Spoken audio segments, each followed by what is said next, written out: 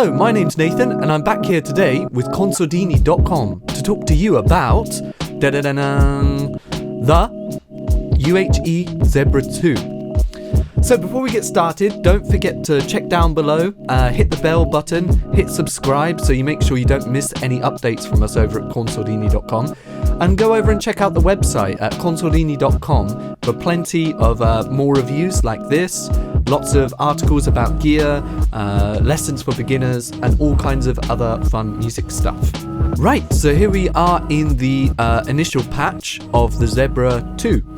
So the Zebra 2 is, as you can see, a digital plug-in synthesizer that you can open in any DAW, and I believe you can open it in standalone, although I've never personally used it in standalone. So let's talk about what it's good at and what maybe some other synths might be better at. So first of all, being a digital synth, you've got almost unlimited polyphony, which is, if you've watched some of our other videos, you'll know that a lot of analog hardware has the limitation of not having so much polyphony because for some reason, I'm sure someone can correct me here, but oscillators seem to be expensive, or polyphony seems to be expensive. If you look at the biggest analog units that are the most expensive, they've always got, a lot of polyphony. So when you're looking at something that's reasonable, like we've already reviewed on this channel, and make sure to go and check out, is the Korg Minilog. It's only got 4 voices of polyphony. So if you're like me and you love harmony and you like maybe you come from a piano background and you want at least 8 voice harmony, it's going to cost you a lot of money in the analog synthesizer domain. Whereas in the digital domain, it's obviously no problem, is it? You can just play forever. Personally, and this is just personal thing, is I like to use digital synthesizers for very tight sequenced and rhythmic jobs. Because while you can sequence a lot of analog hardware gear, and it does have a different taste and a different flavor, which is great. I always love analog gear. Something about the tightness, and digital synths seem to have like kind of more of that digital bite, or kind of, it just cuts through a lot more. Whereas an analog synth can tend to be a lot softer and smoother, which you'll learn through experience, or if you already know, you know what I'm talking about. Okay, right, so let's have a dive into the front panel and some of the features that you're going to need to know to get started with the Zebra. So on the front, we've got the most obvious. We've got synthesis here, and this is your main workstation.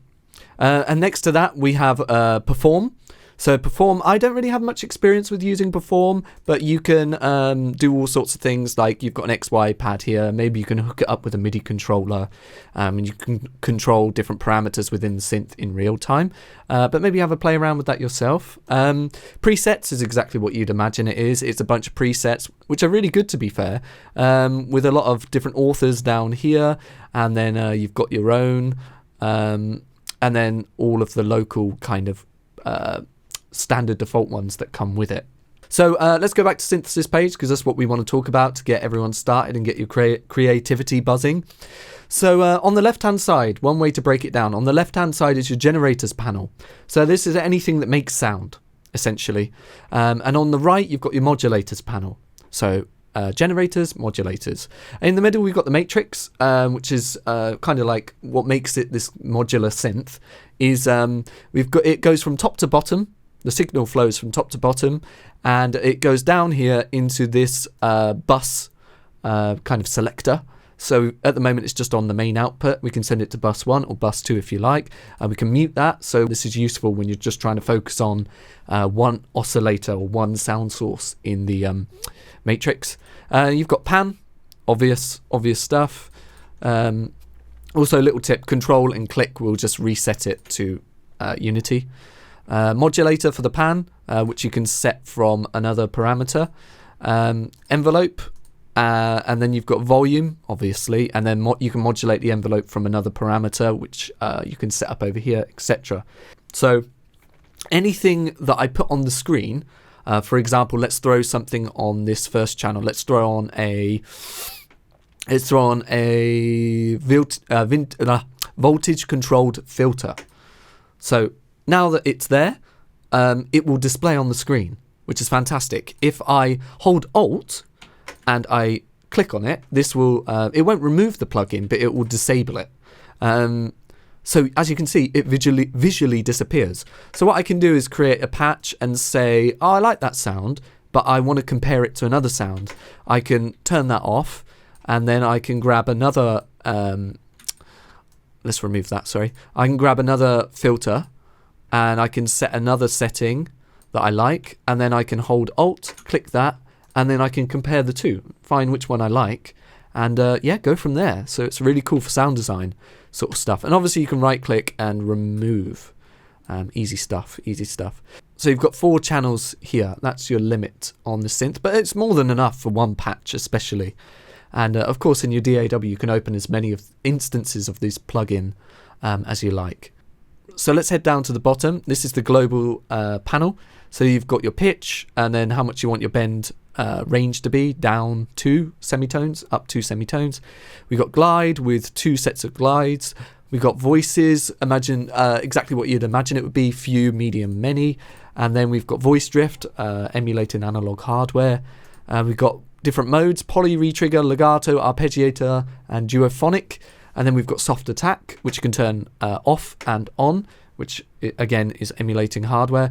We've got micro tuning, you can turn off, and this I don't really use this much. I don't really use this that much, but it's quite good for some sound design stuff. So you can have it in standard tuning if you're making normal kind of music, or you can pick any of these micro tunings, which will change the layout of your keyboard to this tuning. So then we've got the swing down here, and this is for the arpeggiator.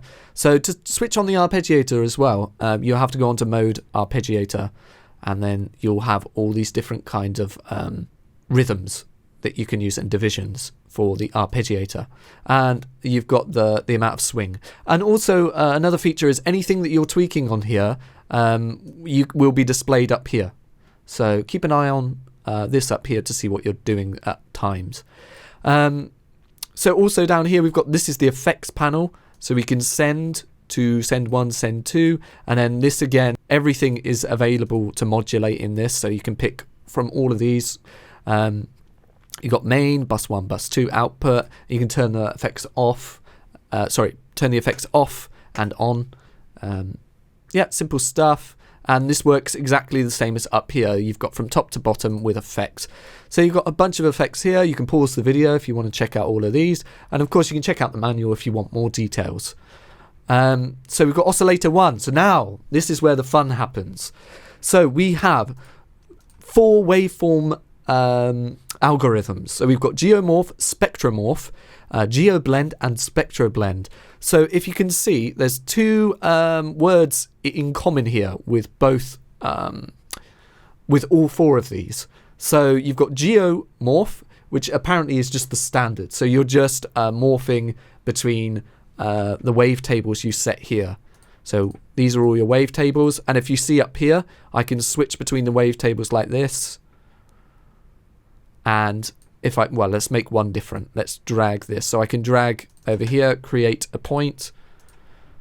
There we go, like that. And if you can see, when I go to 12, it will turn to this one. If I go to 13, it will change to this waveform. And you can modulate this by using this lower panel here. So you can choose what you want to modulate it with. Let's go, what have we got over here? LFO1. So LFO1. And then we can turn up the, if you look up here, the depth. So this is how much it's gonna, the LFO will affect the wave. So yeah, lots of cool possibilities there, but I'll show you this in an upcoming sound demo. I'll show you a lot of this in the sound demo. Also on the side here, you've got, for oscillators, there's on the left-hand side, different sets of, different options for the oscillator. So you've got single, dual, quad, and 11, if you want big kind of wide detuned sound. Pulse width modulation, on or off, syncing the oscillators if you've got more than one, on and off, and reset here, which will reset the phase every time you press a button. Also, we've got the oscillator effects and the mixer. As you can see, there is a lot of options in this synth, so we're not going to be able to cover everything today, but I'm going to try my best to get you started. So, heading back to oscillator 1, we've got the geomorph. which is for just the standard oscillators. And then while Spectromorph looks very similar, Spectromorph is apparently working on the spectral side of the harmonics of the sound rather than the sound of the oscillators directly, I guess. You'll have to check out the manual for more details. But yeah, essentially, just play with both of them and see which sound you like. Because no matter how technical this all gets, the sound is what matters, isn't it, at the end of the day? So yeah, Geo Blend, this is where it gets fun. So now, instead of having points like this, where we can draw our waveforms in, with Blend, we can draw in with the mouse like this, which is really cool.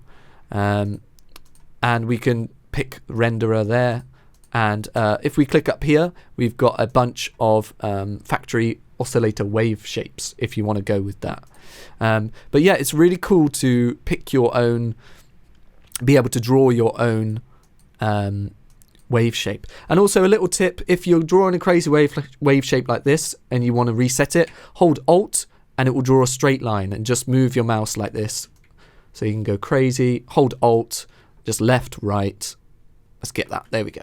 So you can get rid of all of the waveform and start again, which is really cool. And of course you've got the options up here. So you've got essentially four sets of oscillators you can work with this, which are all panable and modulated. You can also modulate them from any source, which makes this a pretty crazy synthesizer. So oscillator 1, 2, 3, 4, obviously same as oscillator 1. Over here we've got the, I'm not going to go too much into this because it will just go on forever. Please check it out yourself. But we've got frequency modulator, we've got FM essentially. So we've got an FM oscillator over here. Over here we've got our envelope gates, pretty standard stuff. You can just have a play around with this. We've got time units, different sets of time, seconds, and that's for all four. And we can get into the ARP over here now. So in the ARP we can sync to different amounts of time. We can order as it's played by your keyboard or in your DAW or by note. You can set the loop to go forwards or backwards, or forwards then backwards, or backwards and then forwards. Slide on or off.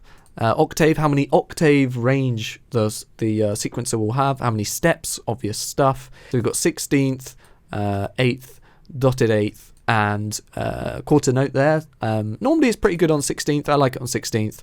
And then you've got the gate here, so say we want to turn this one off, this step off, set that to 0. And this one will be a standard. And say we want this one to be a bit longer in its pulse, we can change it there. How many voices? We can transpose it up and down with this. So say we want to play just one note on the keyboard, but we want it to play minor scale. We can go up 2 because that will take us to D, and then up 3, that will take us to E flat, etc., etc. You get the idea, which makes for a pretty powerful sequencer and ARP essentially. So we've got the XY panel down here. Again, I haven't used much of this, but I'm sure it's fantastic. You can have a play around yourself. That's for all XYs. And then we get into the matrix. So this is where the modulation happens. So here on the left you have your sources. So 1, 2, 3, 4, 5, 6, 7, 8, 9, 10, 11, 12 possibilities.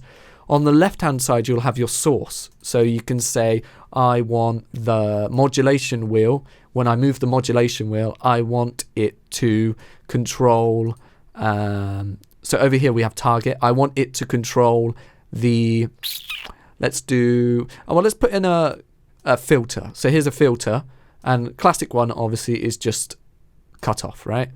So now if I turn up, this is the depth. Again, remember to check up here for what I'm doing. So 100%. So this will control the cutoff. Right, so now that we've covered the front panel and you can see what's visually happening in Zebra 2, let's have a look at a flick through some of the presets to show you what this synth is capable of. So here we go.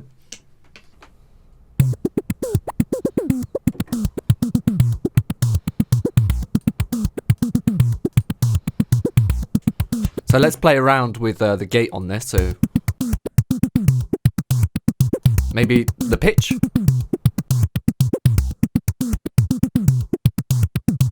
Let's try and make something a bit more obvious. Obviously, we can add the slide on down here.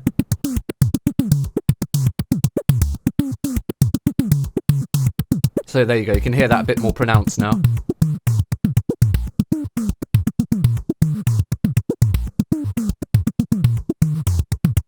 And then let's change maybe the length here. So at the moment, these are all 16th.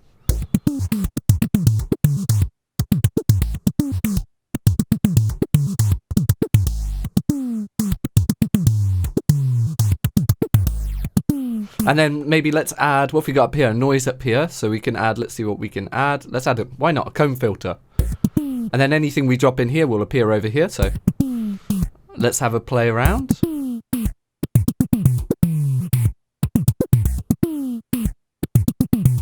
And let's control this here, the feedback with the modulation wheel. Where are you, modulation wheel? There you are.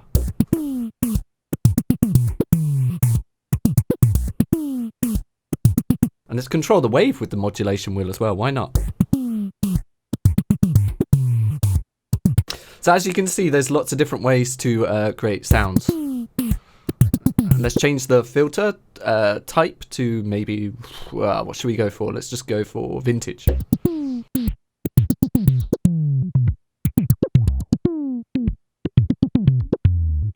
So as you can see, you can go on forever like this, and we can tweak, and there's loads of possibilities.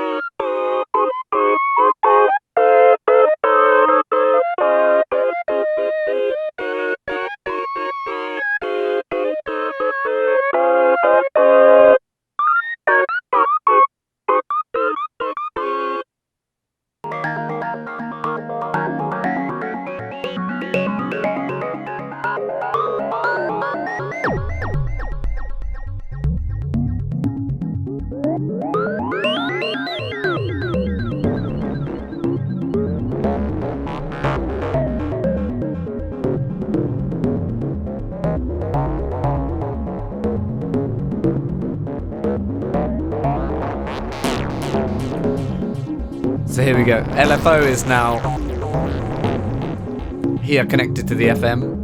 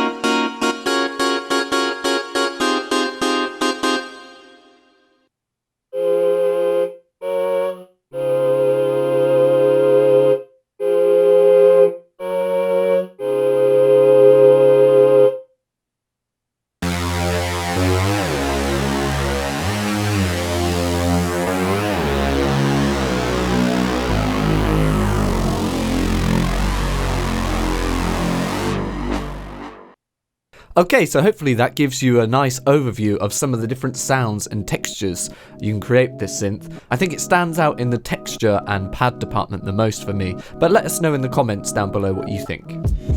Okay, thank you very much for joining me and Consordini.com today with checking out the UHE Zebra 2.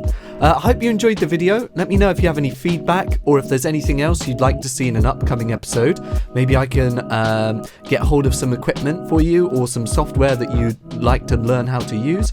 But yeah, feel free to check down in the comments below and yeah, leave a comment and get in touch about things. Once again, don't forget to hit the subscribe button down below, hit the bell so you don't miss any updates, and yeah, see you in the next video. Thank you very much for watching. Bye bye.